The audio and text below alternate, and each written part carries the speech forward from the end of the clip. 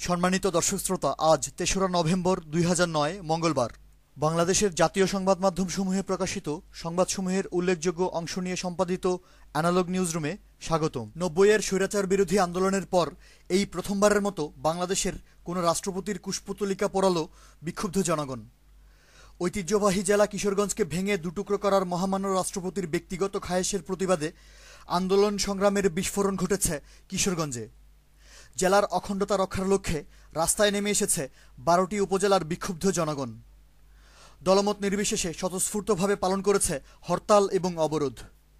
অখণ্ডতার দাবিতে আন্দোলন সংগ্রামে উত্তাল কিশোরগঞ্জের খবর এসেছে ফোকাস বাংলা, যুগান্তর, সমকাল, নয়াদিগন্ত, আমার দেশ ও যায় যায় দিনে। ক্ষমতাসীন আওয়ামী লীগ নেতাদের সাথে দেশের দক্ষিণ পশ্চিমাঞ্চলের বিভিন্ন নিষিদ্ধ ঘোষিত চরমপন্থী সংগঠনের যোগসাযোগের তথ্য উন্মোচিত হল আরও একবার। আওয়ামী ঘরানার প্রভাবশালী আইনজীবী ব্যারিস্টার আমিরুল ইসলামের মদতপুষ্ট কুষ্টিয়া আওয়ামী মহিলা লীগের সাধারণ সম্পাদিকা অত্যাধুনিক AK-47 রাইফেল এবং শটগান সহ বিপুল পরিমাণ অস্ত্র ও গোলাবারুদ নিয়ে পুলিশের হাতে আটক হওয়ার সংবাদ এসেছে প্রথম আলো, যুগান্তর, ইত্তেফাক, আমাদের সময় ও BDNews24.com-এ। সরকারি দলের লোকজন পার্বত্য জেলা খাগড়াছড়ির রামগড়ে থানা নির্বাহী কর্মকর্তা এবং অ্যাসিল্যান্ডকে মারধর করার খবর।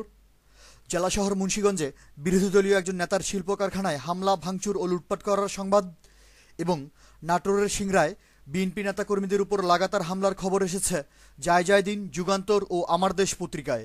ময়মনসিংহের ত্রিশালে কবি নজরুল বিশ্ববিদ্যালয়ে ছাত্রলীগের দুই গ্রুপের পাল্টাপাল্টি শোডাউনের ফলে সৃষ্ট উত্তেজনাকর পরিস্থিতিতে ভর্তি ইচ্ছুক সাধারণ ছাত্রছাত্রীদের দুর্ভোগের খবর। আওয়ামী ছাত্রলীগের সহিংসতায় জেলার গৌরীপুর সরকারি কলেজ অনির্দিষ্টকালের জন্য বন্ধ ঘোষণা করার সংবাদ। চট্টগ্রামের মিরসরাইয়ে ছাত্রলীগ ক্যাডাররা বিরোধী দল সমর্থক একজন ইউনিয়ন পরিষদ চেয়ারম্যানের উপর হামলা করে মারাত্মক আহত করার খবর এবং একই জেলার রাঙ্গুনিয়ায় থানার ভেতরেই ক্ষমতাসীন দলের দুই গ্রুপের পাল্টাপাল্টি সংঘর্ষে ১০ জন আহত হওয়ার সংবাদ ছেপেছে নয়াদিগন্ত, প্রথম আলো ও সমকাল। বন্দরনগরী চট্টগ্রাম, মানিকগঞ্জ, খুলনা এবং ফরিদপুরে আওয়ামী লীগ ও এর অঙ্গ সংগঠনের টেন্ডারবাজরা সাধারণ ঠিকাদারদেরকে হুমকি প্রদর্শন ও মারধর করে কোটি কোটি টাকার টেন্ডার হাতিয়ে নেয়ার সংবাদ এবং আইন মন্ত্রণালয়ের গাড়ি কেনা প্রকল্পে অনিয়ম ও দুর্নীতির প্রতিবেদন ছেপেছে সমকাল, নয়াদিগন্ত, যুগান্তর ও যায় যায় দিন। দক্ষিণাঞ্চলীয় জেলা পটুয়াখালীর নব্য গডফাদার এবং বিভিন্ন অপকর্মের জন্য গত ১০ মাসে দেশব্যাপী সমালোচিত সরকারদলীয় এমপি গোলাম মাওলা রনি তার কুকীর্তির তথ্য পত্রিকায় প্রকাশ করার অপরাধে ইতিপূর্বে বেশ কয়েকজন সাংবাদিকের নির্যাতন করার পর এবার 4টি জাতীয় দৈনিক পত্রিকার সম্পাদক ও প্রকাশকদের বিরুদ্ধে মামলা দায়ের করার খবর এসেছে আমাদের সময়, যুগান্তর, প্রথম আলো, BDNews24.com এবং ফোকাস বাংলায়। বেশ কিছু সুনির্দিষ্ট কারণ চিহ্নিত করে দেশের নাজুক অর্থনীতির সংকটাপন্ন অবস্থার উপর প্রতিবেদন প্রকাশ করেছে আমাদের সময় পত্রিকা।